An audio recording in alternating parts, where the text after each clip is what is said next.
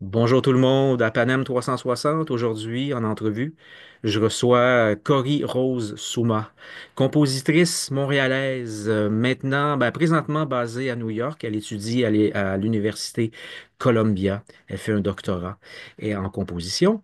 Mais elle est originaire de Montréal, bien sûr, et elle a étudié entre autres au Conservatoire de musique avec Nicolas Gilbert, parmi d'autres compositeurs et enseignantes.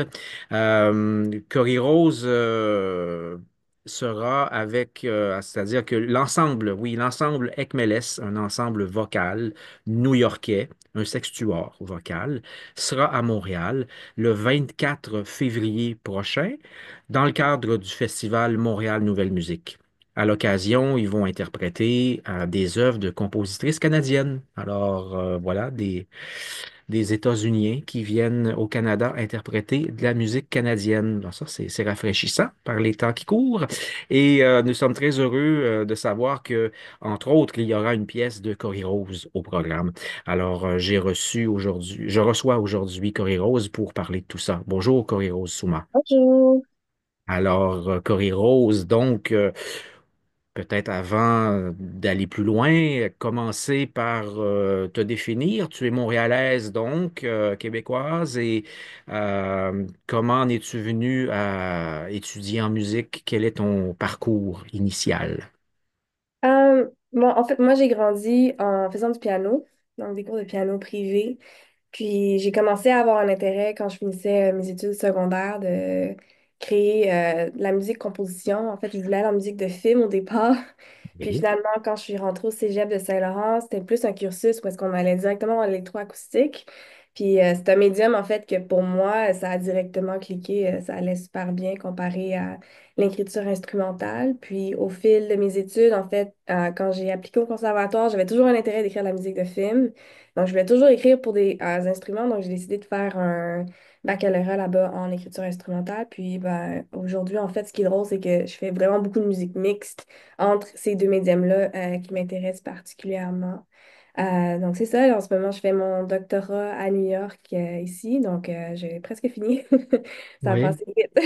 Ça passait vite, oui, Ah, j'imagine. c'est bien, oui. Pourquoi es-tu à à Columbia particulièrement?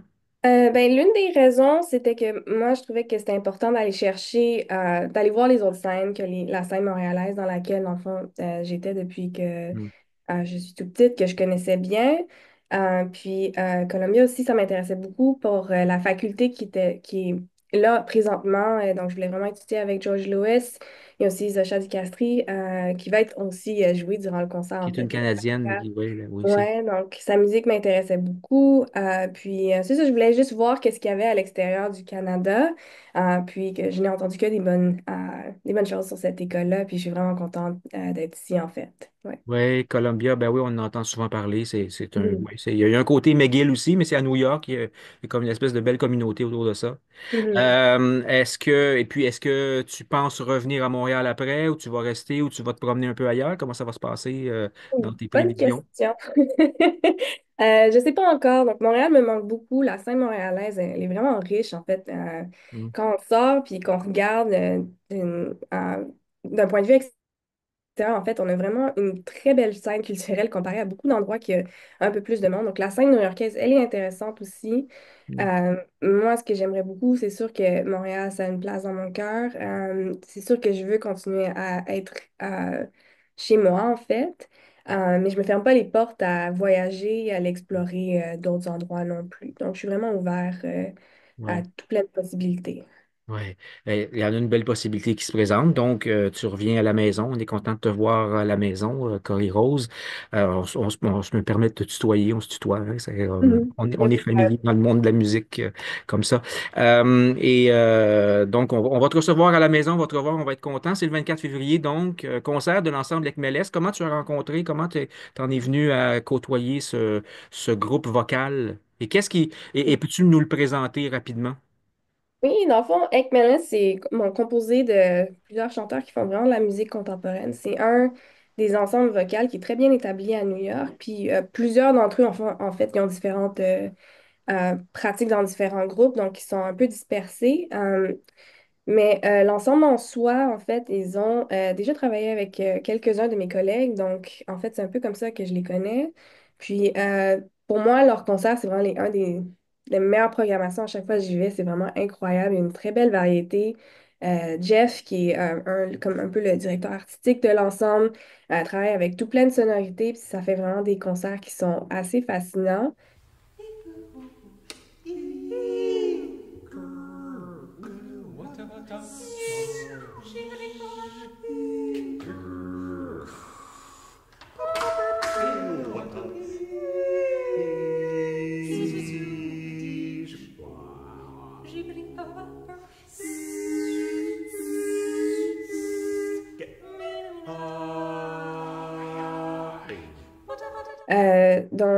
Le projet, en fait, quand on a commencé à travailler sur cette pièce-là en 2022, je crois qu'on a commencé, c'est une commande qui est venue de l'ensemble, puis dans le fond, j'ai créé la pièce et après ça, ils ont eu l'occasion de l'interpréter à plusieurs reprises. Donc, ça a été vraiment juste dans le milieu, puis d'aller au concert, puis de les connaître un peu.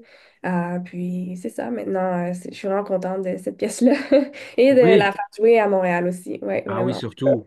Ben oui, on va en Ouais. parler. Juste avant, la parenthèse, c'est que c'est drôle parce qu'ils font de la musique contemporaine et beaucoup dans le microtonalisme aussi. C'est un focus particulier là, de leur répertoire. Mais ekmeles, c'est un mot de la Grèce antique, en grec ancien, puis qui signifie dans la théorie musicale de l'époque des tonalités qui ne sont pas appropriées à la musique. Donc, Mhm.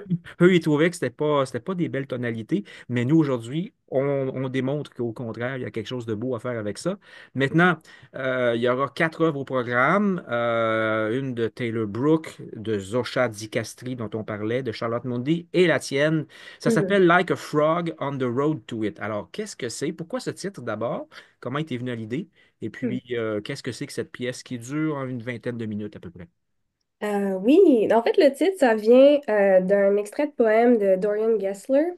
Donc, c'est un poème. En fait, je lisais beaucoup de poésie au moment, puis sur mon mur, j'avais un peu éparpillé des mots de différentes personnes. Puis ce poème-là en particulier, en fait, c'était un poème que j'ai comme réécrit dans mes notes souvent. Puis des fois, quand on réécrit mes mots, en fait, c'est pas parfaitement bien réécrit. Donc, ce qui est arrivé au final, c'est que il y a un peu un extrait de ce poème-là dans la pièce, mais il y a aussi un mélange avec mes propres mots. Fait qu'il y a vraiment une forme d'hybridité entre ces deux termes-là.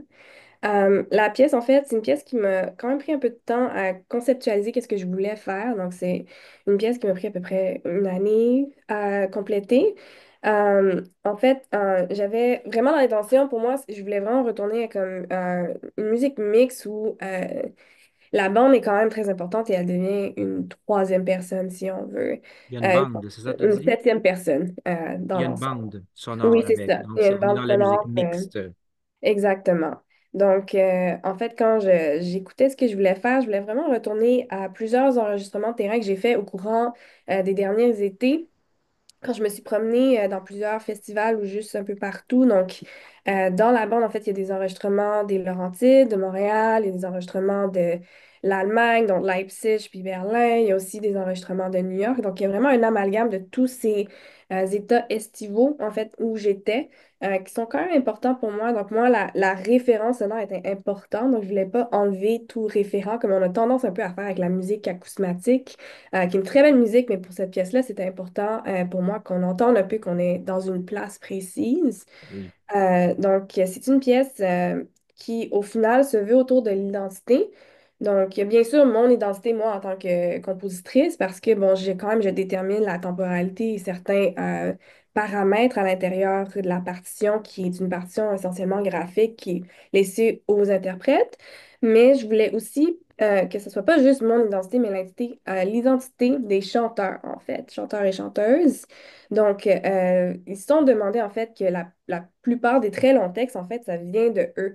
Donc, je leur ai demandé, en fait, de faire une recherche sur leur propre nom de toutes différentes façons. Donc, je leur avais donné une liste de possibilités, puis de eux-mêmes arriver avec une histoire, en fait, leur histoire personnelle, et puis d'arriver en communauté ensemble et de se les échanger puis décider dans la pièce, parce qu'il n'y aura pas nécessairement la place pour tout le monde, parce qu'il y a quand même des états musicaux micro, là, comme on veut, plus classique et traditionnel.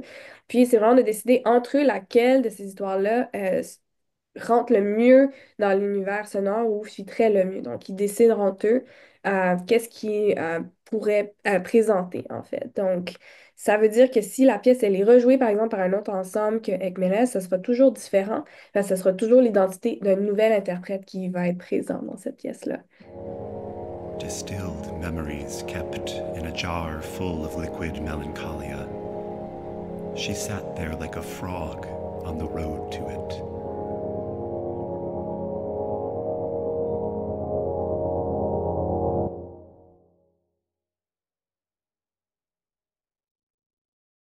D'accord. Si je comprends bien, les textes sont en partie créés par les musiciens ou Exactement. transformés ou enfin manipulés, donc Mhm. selon leur propre identité.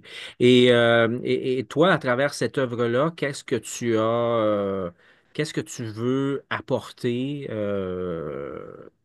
à la musique, mais également à l'auditoire qui va être présent? Qu'est-ce que tu veux leur offrir comme expérience?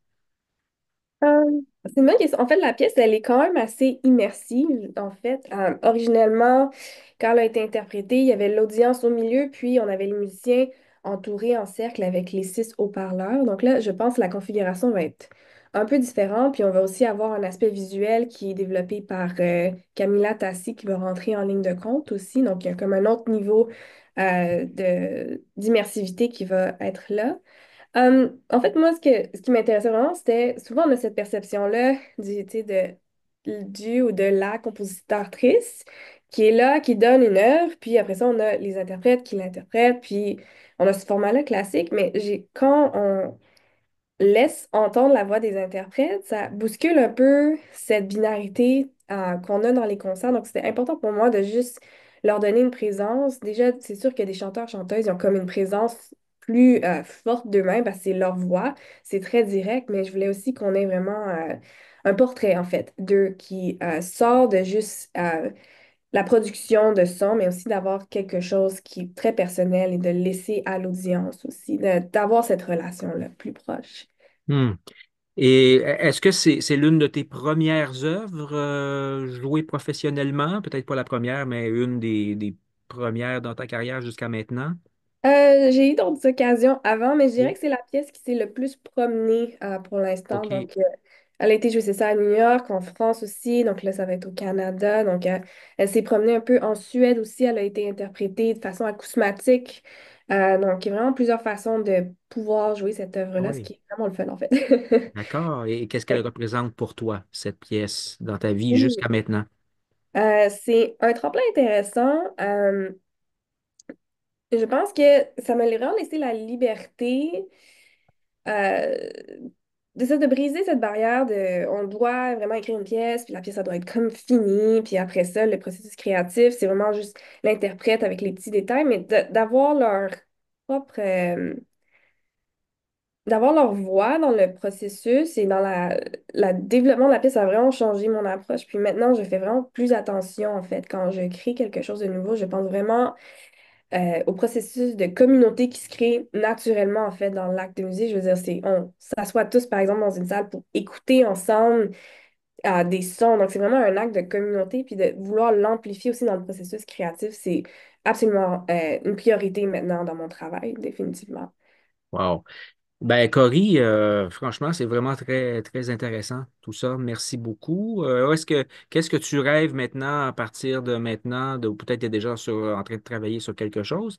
Qu'est-ce que tu prévois créer dans l'avenir rapproché, ou qu'est-ce que tu rêves de créer peut-être un jour?